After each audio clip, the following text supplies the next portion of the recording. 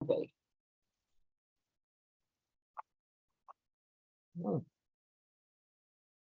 I guess we're being recorded now. That's a good thing.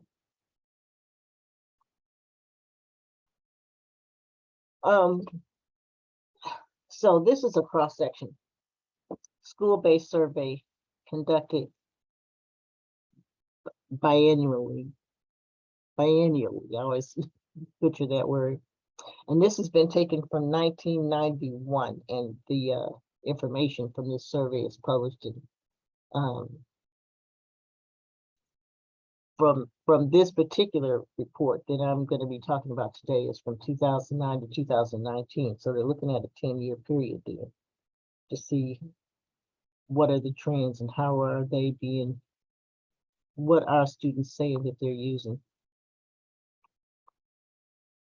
And it's from a representative sample of public and private schools from kids 9 to 12th grade in 50 states and the District of Columbia. So this is a wide sample of folks that they're looking at. And so 1 out of 7 high school students reported misusing opioids, which I thought was kind of surprising. 1 out of 7, that's a lot in their lifetime. And so, like I said earlier, this information is collected so that substance abuse prevention programs can be developed.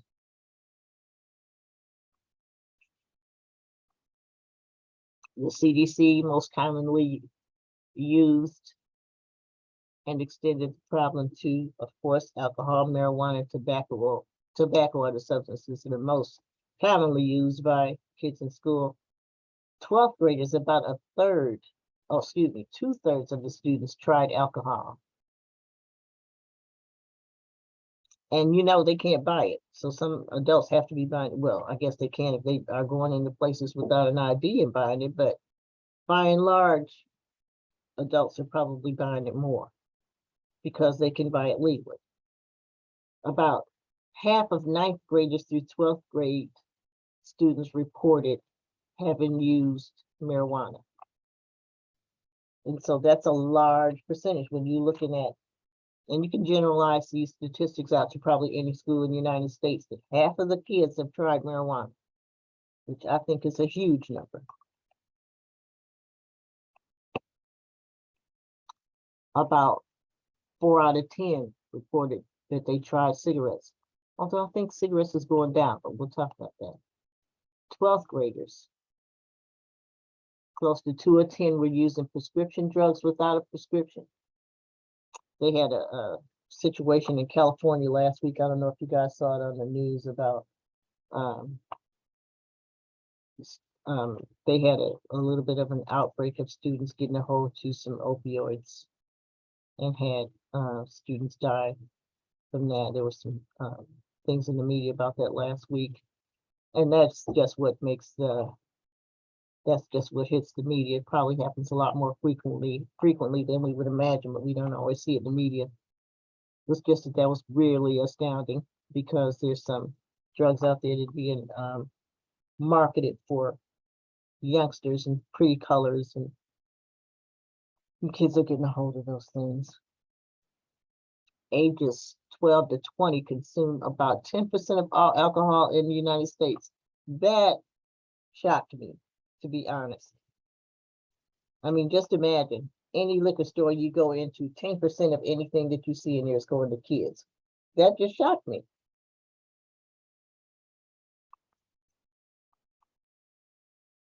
As the U.S. confronts the opioid overdose epidemic, preventing opioid misuse among youth is a public health imperative. It is. If we're going to look at what happens with adults, then we need to start early. Opioid use among youth is associated with adverse health outcomes and risks. That's partly what I was talking about with what we heard about in California last week. Of course, we have to talk about the use of alcohol. Some of this stuff just sounds so cliche, like we've been talking about this stuff for years. But the reality is education works. So we have to keep on focusing on these things. The illicit drug use injection drug use, suicidal behavior, youth violence, delinquency. All these things can be tied to opioid overdose. When you look at opioid overdoses and you look at our youth, you can see when you start to connect the dots, you can see that there's a direct correlation between some of the other behaviors that you see in some of these kids. So if we can take care of some of the opioid abuse, then sometimes, many times, you can take care of other problems going on. But if you start to look at these other things, you need to look at them in groups. When they start to look at suicidal behavior, youth violence, you need to look at all these other issues all simultaneously.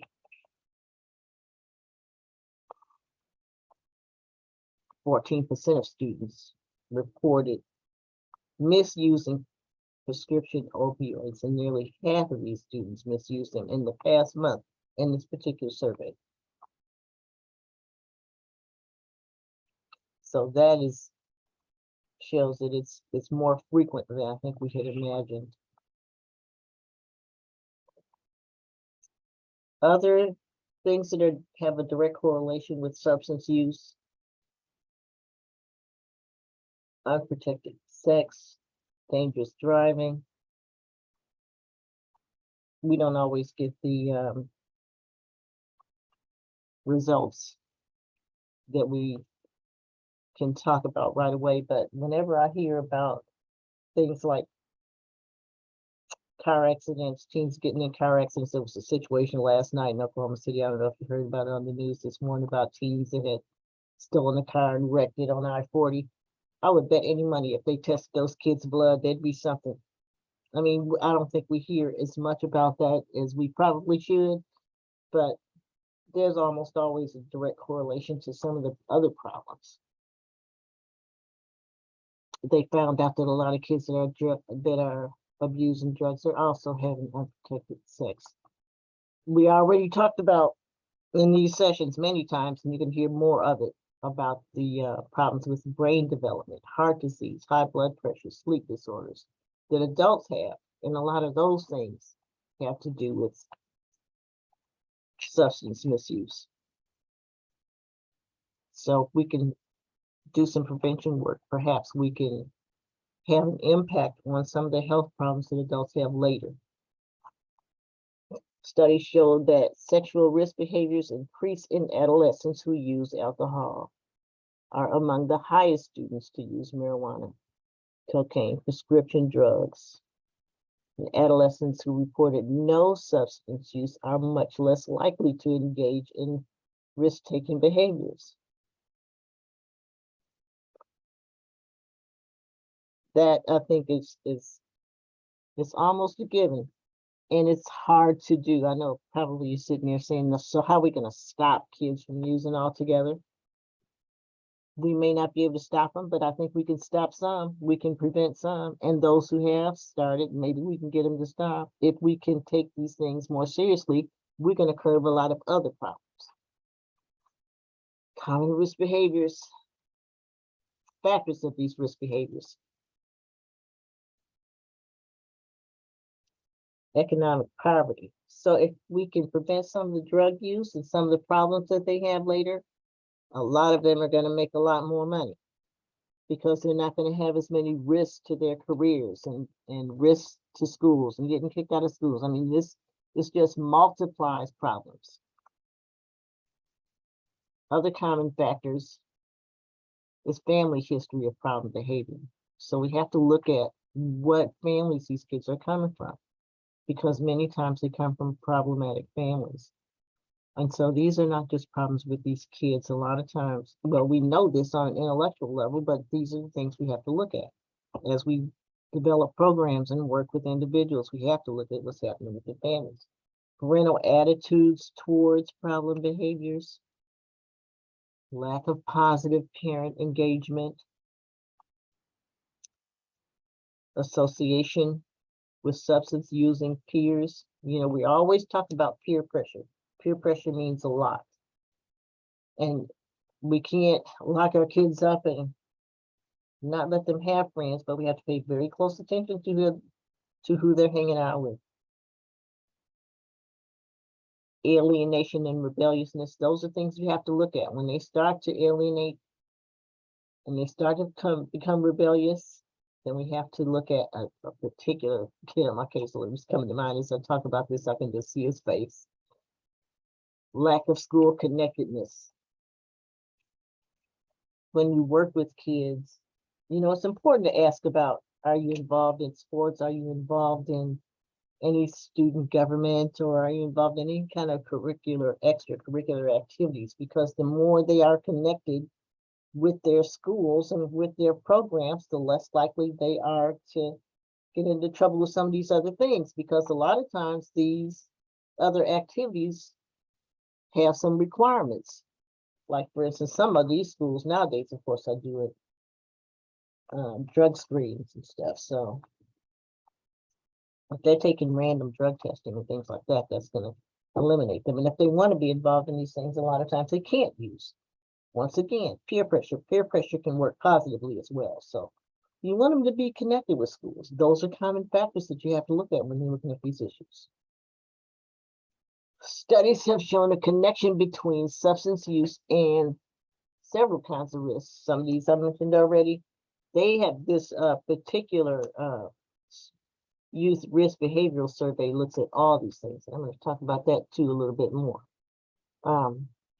They ask them things like, have they ever had sex? Have they had multiple partners? Are they using a condom? Because kids who use substances are much less likely to take these things more seriously. Pregnancy before age 15. When you question kids in these age range, you will find a lot of times if they have been using substances, then they're less likely to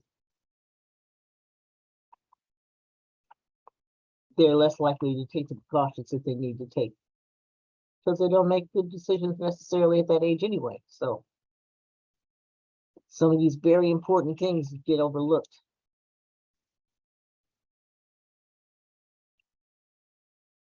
According to the 2017 National Youth Survey,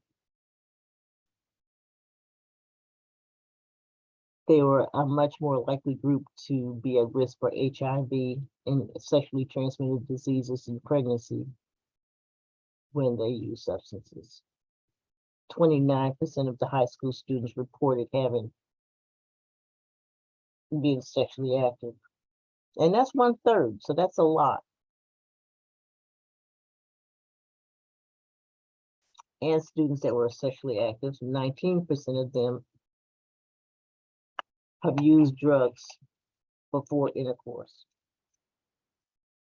I know parents don't like to talk to their kids about those things that much. You're starting to talk to them about these things a little bit more, but you know, some of the things that seem so tough to talk about and so embarrassing are the things that you have to find healthy ways to be able to engage in conversations with your kids about.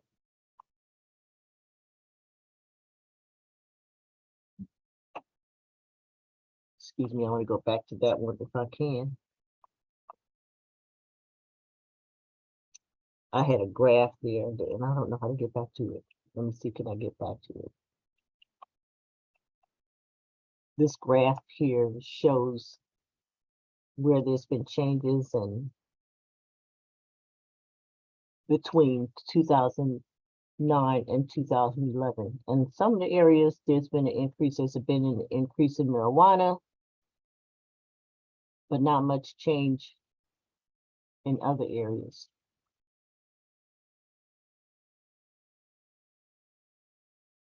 Between 2013 to 2019, there's been a little bit of a decrease here and no changes in some of the other areas.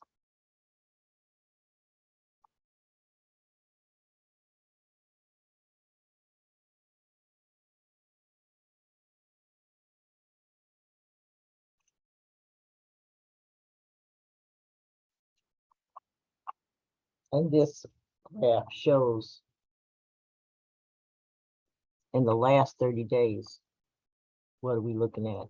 How many people use, marijuana in the last 30 days, and how many used alcohol, how many binge drank in the last 30 days, and how many had used over their lifetime. So they're looking at over their lifetime, and they're looking at how many have used in the last 30 days.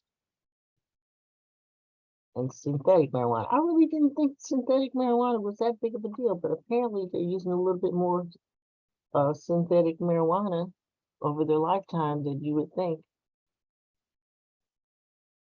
And of course, cocaine and meth and heroin and injection drugs are in there. Marijuana use seems to be the biggest problem. Although, let's not overlook alcohol because it's still pretty big.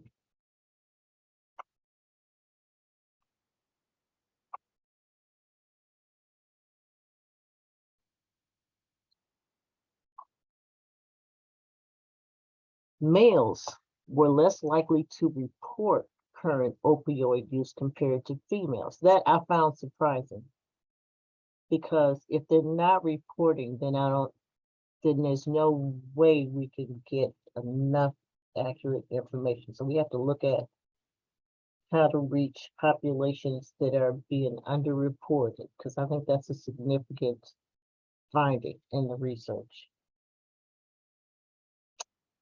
Black and Hispanic students were significantly more likely to engage in prescription opioid use, according to the research. I also found that to be surprising because of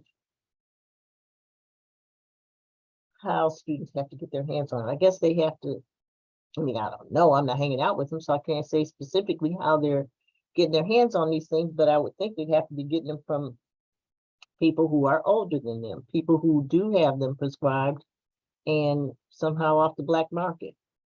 So, and I don't know, I just assumed that until you read the research, then you just wonder, why is it that more minority students are getting their hands on opioids and misusing it? Well, the group of students that they were talking about in California last week, the students that were overdosing, the population that they were focusing, that they were talking about, they were Hispanic students.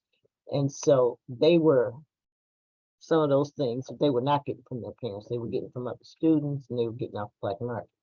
So I found that to be kind of a surprise in a way. Hispanic students compared to white students. Students identifying as LGB were more likely to report current prescription opioid misuse compared to heterosexual students.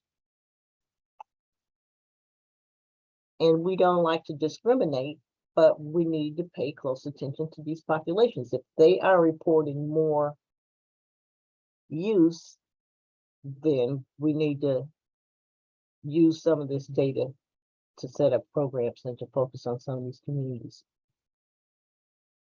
LGBT students had a higher prevalence of all substance use behaviors, except binge drinking, compared to heterosexual students.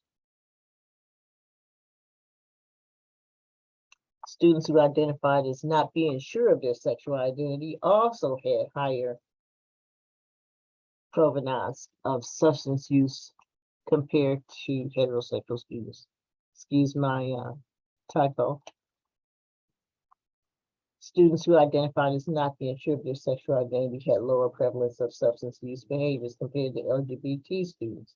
So students who weren't sure about their identity seem to have fewer problems than students who were sure about their sexual identity that were LGBT students. I found that interesting.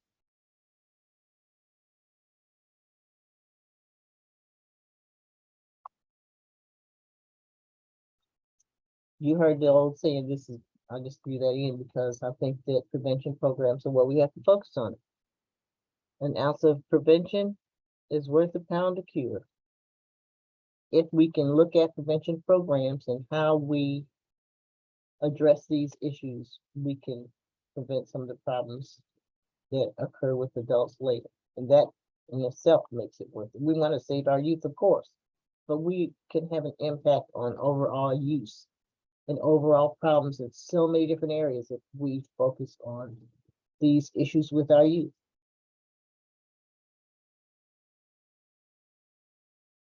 More needs to be done to lessen the risk and increase protective factors for youth because substance abuse clusters with other risks.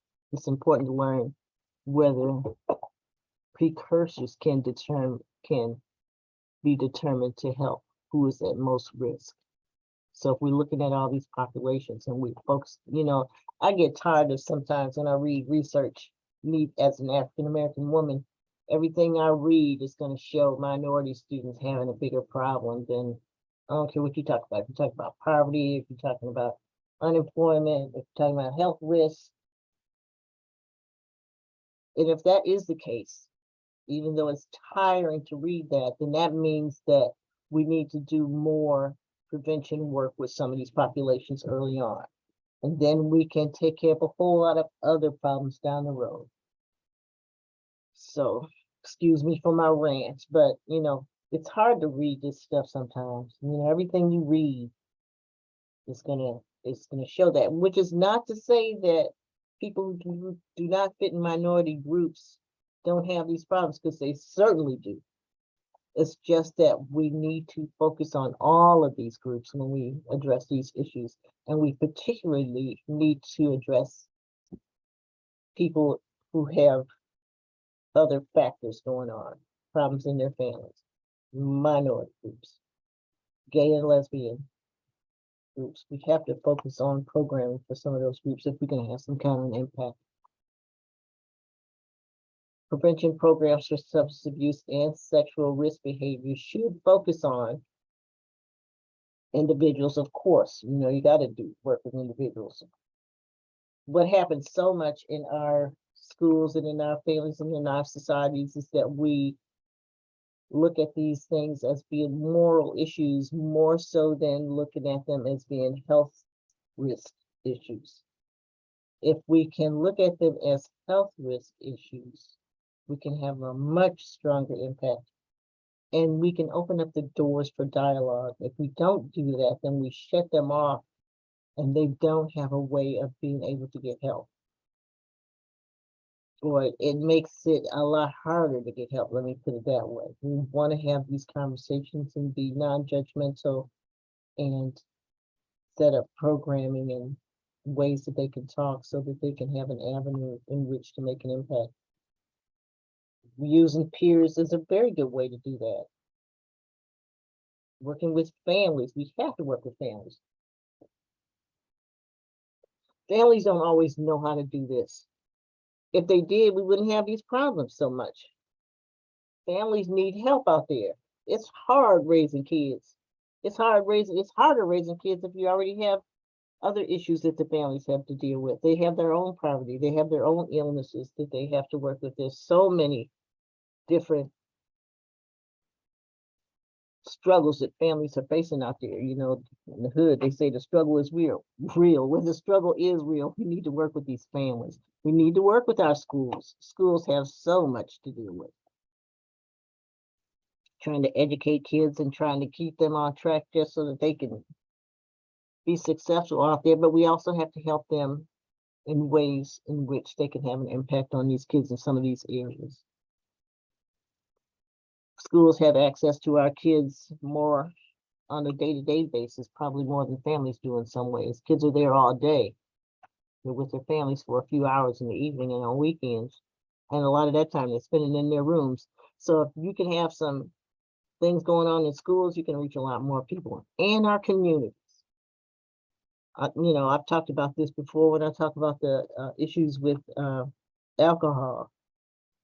There's a lot of things that communities can do as a whole to try to reach these populations and try to lessen some of these problems. And we can do more programming. The more we know about what the risks are and who's at risk.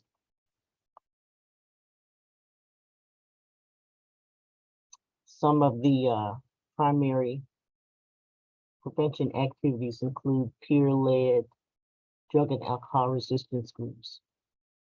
Kids are much more likely to hear from other kids than they hear from adults. When we start talking, we just sound like we're preaching, or like we're lecturing, or like we're judging. Parents are going to punish the kids if they, a lot of parents will. And I'm not saying that they shouldn't punish kids. I'm just saying that there's a lot of risk involved when they're just talking to parents about these things that make them not want to do it.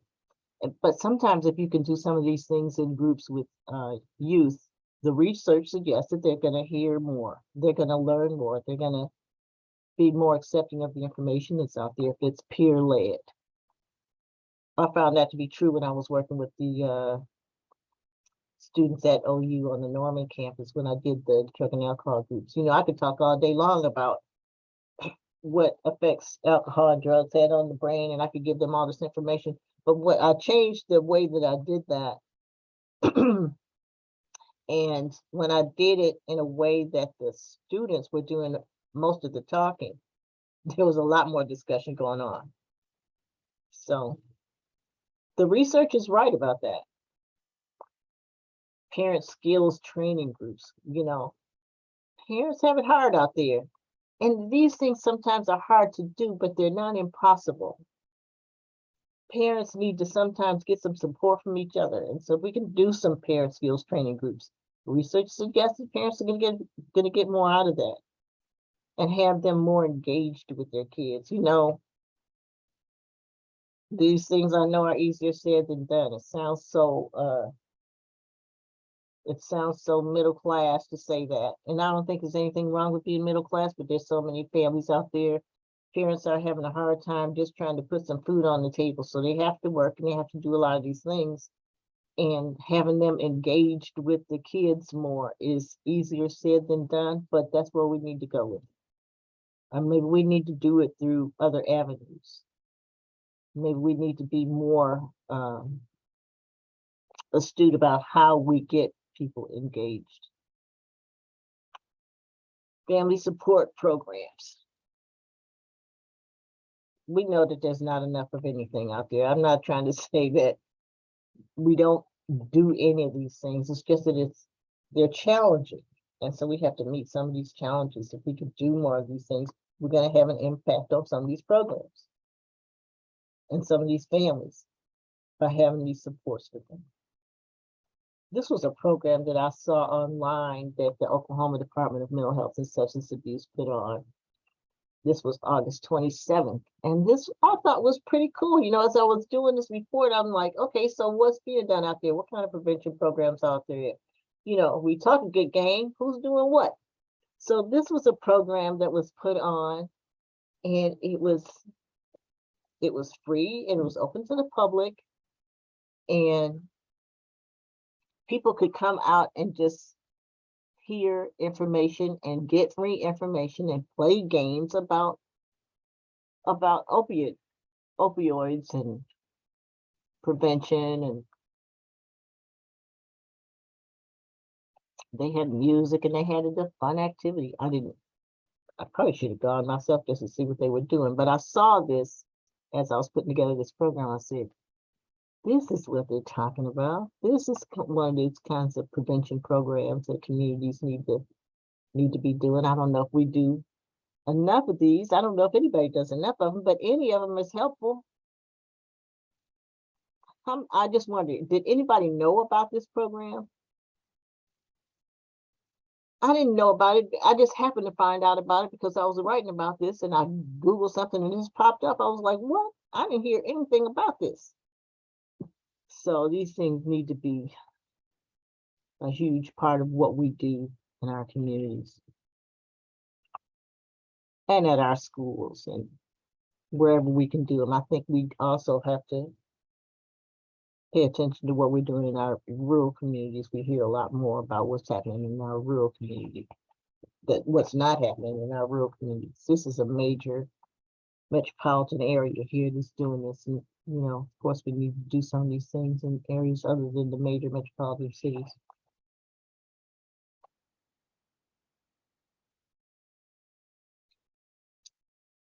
And so what is the CDC doing? They're conducting analysis of the current data.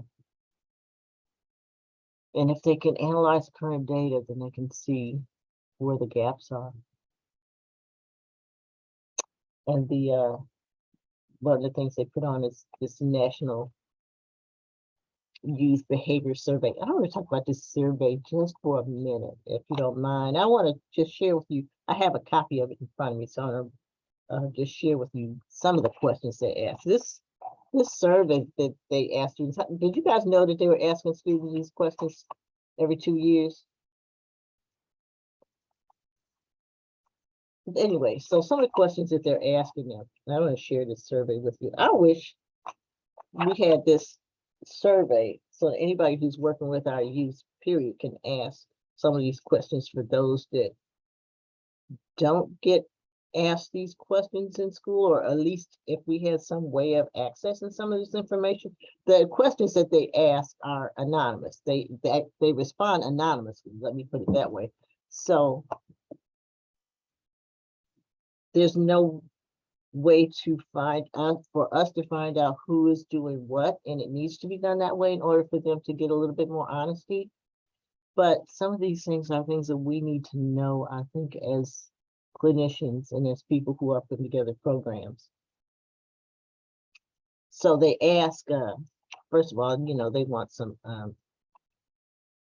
demographic information about what age are they, what grade are they in, what's their race, height, weight, because they look at all kinds of risk behaviors in this particular survey. They ask about safety issues like riding in cars. How many of them are wearing seat belts? Is anybody using alcohol that they ride with? And they ask, how often has that happened? Have they been in the car with somebody in the last 30 days who was drinking? Has anybody been in the car with them that was texting and driving? And did they text and drive? They ask about violence. How many of them are carrying a weapon? Do they have a weapon? Have they ever brought a weapon to school? Do they have a gun? Not that and they don't have names tied to it, so it's not like they're going to go out and arrest all these kids that are doing these things, but they're asking who's got what, who's doing what. Has anybody threatened you or brought a gun on the school property that you know of? Has anybody gotten into a physical fight? They ask about sexual intercourse. Have they had it? How many partners have they had? Questions like that. Parents want to know all this stuff about their kids. They do and they don't want to know. That's just basic. I mean, you want to know, but you don't want to know, But these are the questions that are being asked in the survey. And so much information is being extracted from this information that they give us in these surveys to put together programs. They have another whole section about bullying, and they want to know who's being bullied out there. They ask about mental health issues. How many of them are using cigarettes? Have they ever attempted suicide? Have they ever thought seriously about suicide? How much are they smoking if they are smoking? If they used any vapes or Juuls or electronic vapors, or any kind of vapes and pens and e-cigars and hookah pens, all those things. They put those words in the survey. So they're asking students about those things. Detail stuff. I thought this was pretty fascinating. The whole section on alcohol includes beer, wine, coolers, liquor, rum, gin, vodka, whiskey. They want to know, have you had any of that? When did you start? How much have you had? Excuse me. And they're asking questions where they're trying to address the binge drinking issue. They ask if they had 4 or more drinks in one setting. And during the last 30 days, what is the greatest number of alcohol drinks you've had in a row within the last couple of hours? So this is, where they're trying to get a little closer to finding out what they're doing with the binge drinking. And how do you usually get the alcohol? They want to know, did they buy it? Did somebody buy it for them? Did they get it in a restaurant?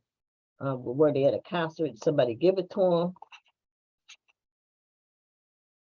They ask about marijuana in the lifetime. How many times have you smoked marijuana?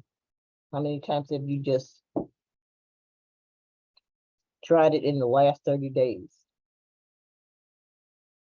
And so, and they get into all the specifics about it, about the synthetic marijuana called spice, fake weed, 12-2, King Kong, Yucatan fire, skunk, all these names.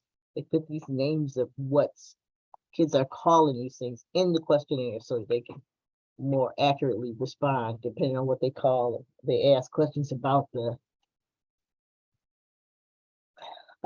prescription drug use, and they name the drugs and ask them about prescription pain medication without a doctor's prescription. How many of them have used codeine, Vicodin, oxycodone, OxyContin, Percocets? How many times in your lifetime have you used them without a prescription? How many times in the last 30 days have you used it without a prescription? When they go into detail, asking questions about cocaine, same questions in the last 30 days or in their lifetime, and they ask about glue and aerosol cans and inhaled, anything that they've inhaled. They ask about heroin, methamphetamines. They want to know how many times in their lifetime, how many times in the last 30 days have they used these things? Steroid shots. So this questionnaire gets into asking very specific questions. And they're asking these things every 2 years over this 10-year period. So you can see if there's some increase or decrease or growth or correlations between the two things. They ask about sexual behavior. You know, when is the last time they had, if they ever had intercourse? How old were they when they first had intercourse? How many people, sexual partners have they had? How many have they had in the last 3 months? When is the last time they had intercourse? Have they used any kind of prevention pregnancy practices? And they also ask them about eating, because those things are also many times correlated with substance use. And so they ask about how much they've had to eat. Have they gone without eating? Are they eating healthy? So they ask a whole long line of questions about their eating habits, because we know that sometimes eating can be correlated with, or the lack thereof. They ask about exercise and just healthy practices. How many times have they had concussions or been dizzy or had difficulty focusing or remembering blurred vision, been knocked out? So these things ask about all kinds of topics that we can research, and we have to look at some of these things. It'd be nice for parents to have a copy of that. I know they can't get a copy, but I can dream though, can I? If we could find out some more about what's being done. And these research projects are so informative in terms of trying to find out what it is we need to do. And so another thing they're doing is they're conducting a 3-year demonstration project called Teens Linked to Care. And so knowing this information, they can link teens to some of the care that they need out there. Researching the topic of adolescent substance use and its association with a variety of risks and behaviors. So that's why we have to look at these things, because they're linked to so many other things. It's not just you trying to alienate out drug use, although that's reason enough. It helps to understand so many other issues and problems that are out there. And if we can do something about it, we can curb a lot of problems. You know, I just think about, I know I use OU as an example. I was there for 22.5 years and I worked with students for a long time. But when we would counsel with students, it was astounding how many students had problems because of some of the drug use and alcohol use. And sometimes those were just their efforts to self-medicate because they had depression and anxiety and all kinds of other stuff. But if you could kind of curb that stuff, which we did a lot, you could get them, you could help them graduate from college. I mean, it was as plain as a nose on your face. Once you found out what was going on, you could address that stuff and it prevented so many more problems later. I just can't tell you how many people we saw, and when we could find the source of why they were not doing well in their classes, you could help them solve some of those problems. And then watch them just go on and have much more successful lives. It sounds so cliche, but this stuff is real. Okay, conducting an analysis of local and state policies and local and state policies on adolescent substance use and prevention. Like I said, we look at what adults do a lot because you can see the impact. They have driver's licenses, they have families they have to support, they have insurances to get the services that they need, but it's a little bit tougher to get your information on what's going on with teens. But that's where we need to start if we're going to have an impact. And so, see, these are some of the resources out there that I used to put together this report. And Department of Health and Human Services, Centers for Disease Control, they put a lot of information out there, and I do pay a lot of attention to that. A lot of this information in this report comes from this article, Prescription Opioid Use and Use of Alcohol and Other Substances Among School Students. So, and of course, SAMHSA puts out a lot of information. So stay on top of these things. And that is all of my presentation. Does anybody have any questions they want to ask me? Can you, I think I need to stop the share and if you have any questions. I have 1 minute left. I appreciate you all for coming. And once again, we're going to have Mark Woodward, who's going to speak next week on the Oklahoma medical marijuana, a look at the dark side of the industry. His interesting presentation. You might not want to miss that. You might want to hear what he has to say. Dr. Fink is going to speak on the 21st. She always has something interesting to say. And so does Carrie Bond. She's going to talk about suicide prevention on the 28th. And so I thank you all for coming. Thanks. Been very good. Did you like it? Lenore, very good. Thanks for presenting